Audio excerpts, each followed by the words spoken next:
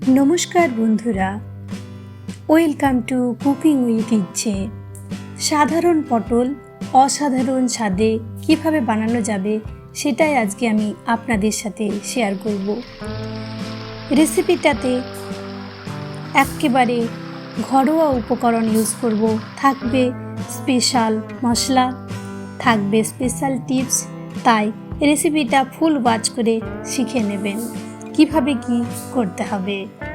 একেবারে অসাধারণ একটা টেস্ট, কালার, টেক্সচার, বাড়িতে খান বা অতিথি আপ্যায়ন করুন, সমস্ত কিছুর জন্যই পারফেক্ট এই রেসিপিটা।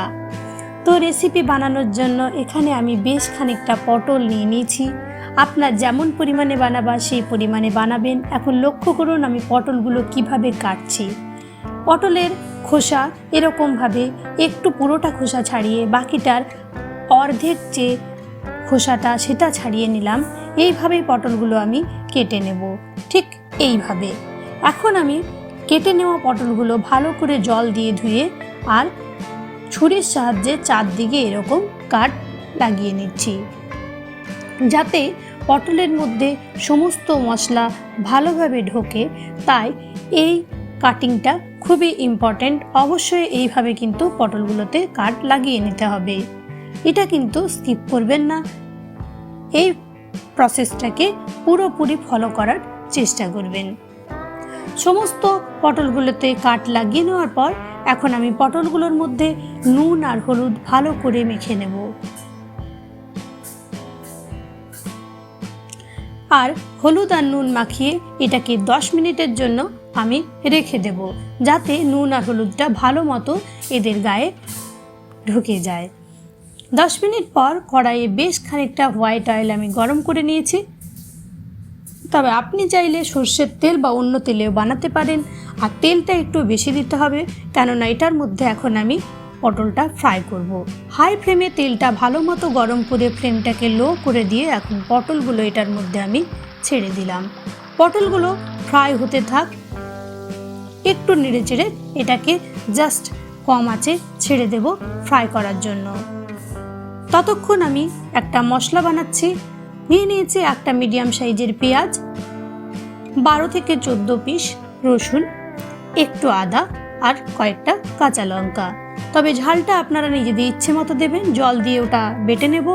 এদিকে এখানে একটা তেজপাতা, 2টো শুকনো লঙ্কা, কয়েকটা লবঙ্গ, একটু ছোট এলাচ, দারচিনি, 1 চামচ পরিমাণে গোটা জিরে, 1 চামচ পরিমাণে গোটা ধনে নিয়ে নিয়েছি। এটাতে একটা মশলা তৈরি করব। এখন আমি একটা পাত্রকে ভালো মতো গরম করে এই গোটা মশলাগুলো একটু ভালো করে রোস্ট করে নেব।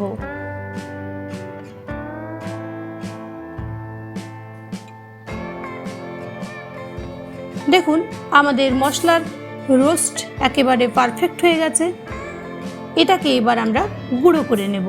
তবে এটা বেশি পরিমাণেও বানাতে পারেন, অন্য অনেক সবজির সাথেই কিন্তু এই মশলাটা খুব ভালো যায়।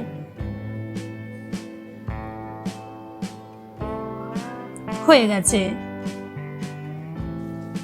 এদিকে পটলগুলো ততক্ষণে আমাদের ভালো করে ফ্রাই হয়ে গেছে। দেখতেই পাচ্ছেন কালারটা একেবারে লাল লাল হয়ে গেছে। এখন পটলগুলো আমি তুলে নিলাম। এই তেলের মধ্যে এখন আমি দিয়ে দিলাম 2টো শুকনো লঙ্কা ফোড়নের জন্য, আর দেব একটা তেজপাতা।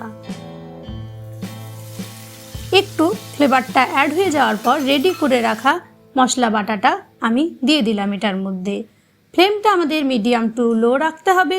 দিয়ে দিলাম 1 চামচ জিরের গুঁড়ো, পরিমাণ মতন হলুদ দেব। তবে হলুদটা দেওয়ার সময় লক্ষ্য রাখবেন যে হলুদটা কিন্তু পরিমাণ বুঝে দিতে হবে, কেননা এটার মধ্যে এখন আমি দই অ্যাড করব। দিয়ে দিলাম 1 চামচ ধনের গুঁড়ো। দই দিচ্ছি বড় কাপের 1 কাপ। এটার মধ্যে এখন পরিমাণ মতো দেব নুন আর সামান্য পরিমাণ চিনি। নুন দেওয়ার সময় লক্ষ্য রাখবেন পটলে নুন দেওয়া আছে, কারির পরিমাণে নুনটা আপনাকে দিতে হবে। अगर मेरी भाषा आपको समझ में नहीं आ रही है तो देखिए स्क्रीन के राइट साइड सीसी लिखा हुआ है, उसको टच कीजिएगा तो मेरी भाषा आपको समझ में आ जाएगी। কালারের জন্য বড় চামচের 1 চামচ দিয়ে দিলাম আমি কাশ্মীরি মির্চ। এখন মশলাটা ভালো করে আমি কষিয়ে নেব। কম আঁচে সময় দিয়ে মশলাটা কিন্তু ভালো করে কষাতে হবে, মিডিয়াম টু লো ফ্লেমে। পুরোপুরি ড্রাই করে নিতে হবে। If you don't understand my language, then please on CC. My all recipe have English and Hindi CC and enjoy my recipe in your own language. মশলাটা দেখতেই পাচ্ছেন কি সুন্দর টেক্সচারটা এসেছে। এই অবস্থাতে আমি এটার মধ্যে জল অ্যাড করে দিচ্ছি। তবে জলটা আপনারা কীরকম কারি রাখবেন সেই পরিমাণে দেবেন।